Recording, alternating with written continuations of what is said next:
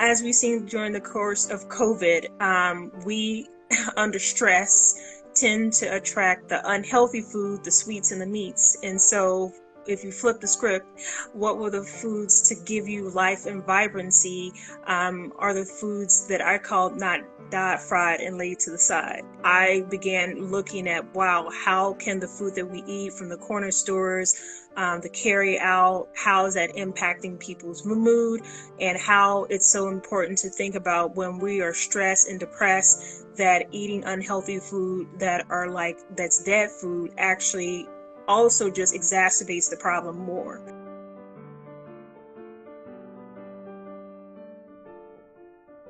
The way I think about it is, when you look at your plate today, what would your plate say if you could not talk?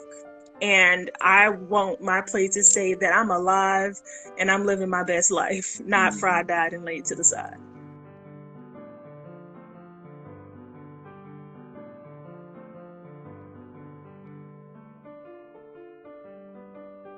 I feel very connected to the earth. I feel very rooted with who I am and where I'm headed, in part because of my diet. On top of the fact that, I feel better. I physically feel better, which then makes my mood feel better.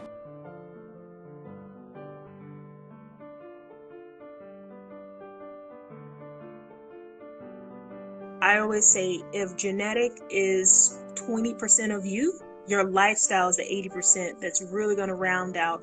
And what's part of that lifestyle is also the access to the food in your community. So we know our zip codes can impact us more than our genetic codes. And so mindful, as we're having this conversation, that it's easier and harder, depending on what your zip code is, to be vegan. Sometimes you're forced to be vegan if you're poor, and sometimes the ultimate vegan that you want to be sometimes appears that only if you have money.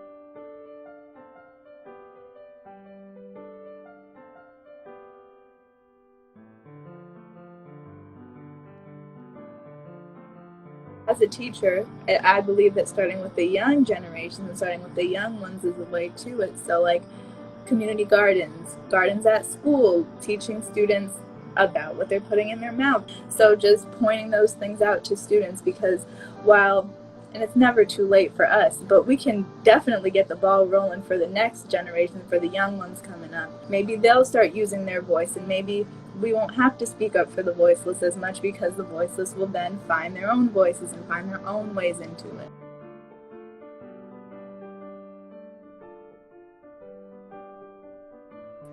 I think from my experience working on farms, both in cities and out of cities, just experiential learning and getting your hands in the soil and getting to feel more a part, being invited into learning about your food and being invited to have some agency in thinking about your food, I think can be really meaningful.